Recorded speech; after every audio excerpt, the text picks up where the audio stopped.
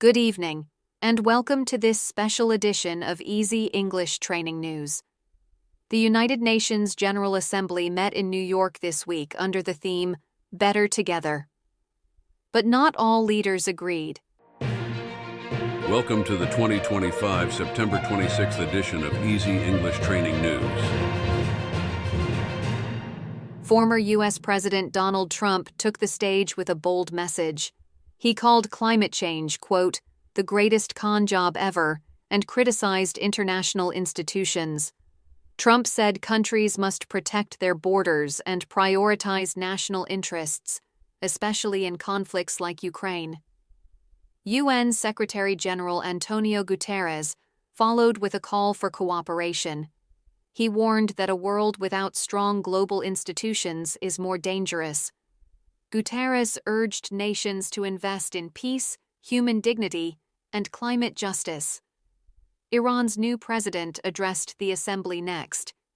He said Iran will never build a nuclear bomb, but he also criticized international sanctions, saying they punish ordinary citizens and undermine trust. In a historic moment, a Syrian spoke at the UN for the first time in nearly 60 years.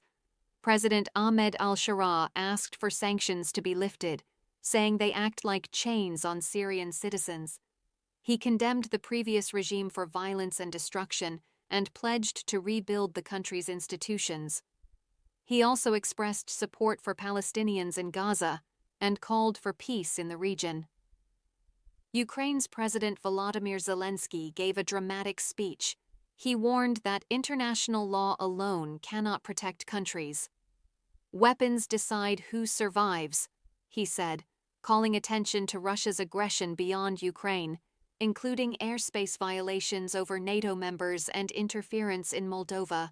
Zelenskyy said the world is entering the most dangerous arms race in history, driven by drones and artificial intelligence. He urged nations not to stay silent and to defend international law now, before it is too late.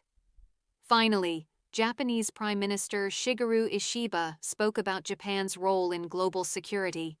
He promised continued cooperation in diplomacy, climate action, and maintaining international stability. These speeches show the world's leaders face very different visions for the future.